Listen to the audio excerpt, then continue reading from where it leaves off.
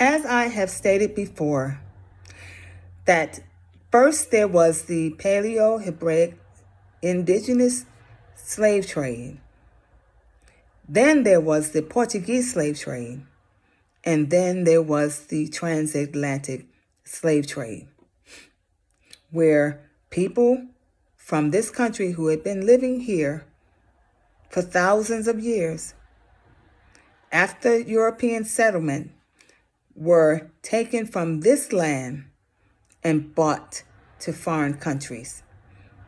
And then some were brought back and reclassified as Blacks, Negroes, and Coloureds. And then more recent in the 80s as African Americans. And I finally found history and advertisements and stories to back up what I'm saying from the library. Okay? So one of them being, this is an advertisement from Nathaniel Backus. $10 reward. Ran away on the 5th of May from Norwich in Connecticut. A Negro manservant named Primus, about 40 years of age, a well-set fellow, about 6 feet high, had on when he went away a striped flannel jacket, a pair of bearskin trousers, dark yarn hose, and thick shoes, and a mill cap. Nathaniel Backus said, "Negro is a good fiddler. Whoever takes up said Negro and brings him to the subscriber, Nathaniel Backus Jr. of Norwich Landing, shall have $10 reward and the necessary charges paid, per Nathaniel Backus Jr., dated New London, August 5th, 1756. And then I found what goes along with it in the same library. It says, Primus was captured for some reason and trusted to the two defendants and again escaped.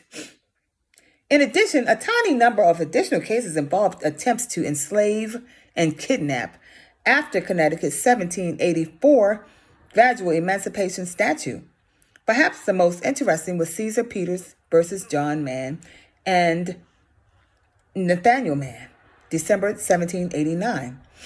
As the original writ stated, some 2 years earlier, the plaintiff together, which is Caesar Peters, who is a classified Negro, together with his wife and their 8 minor children, were at home, all at peace with the good citizens of the state about his lawful business, being instituted to liberty and protection of the laws of the state as a citizen thereof, despite the fact that they were of the complexion of the inhabitants of the natives of Africa.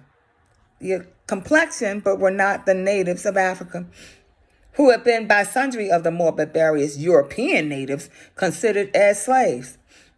The defendants, John Mann and Nathaniel Mann, broke into their house and kidnapped the family for the purpose of transporting them to some foreign country. They were placed in chains and taken to Preston, Connecticut, to be put on board a ship sailing for slave country, but were rescued by the number of good citizens of this state. Peter sued, but his lawsuit was unsuccessful, and he appealed to the Superior Court of New London. So they were being transported out on ships and then taken to foreign countries and down south, and then reclassified as Africans when they were, in fact, indigenous people of this country. And I believe that's the story of Ventura Smith as well, and many others like him. Thank you. Oh, and I have some more history to tell you about.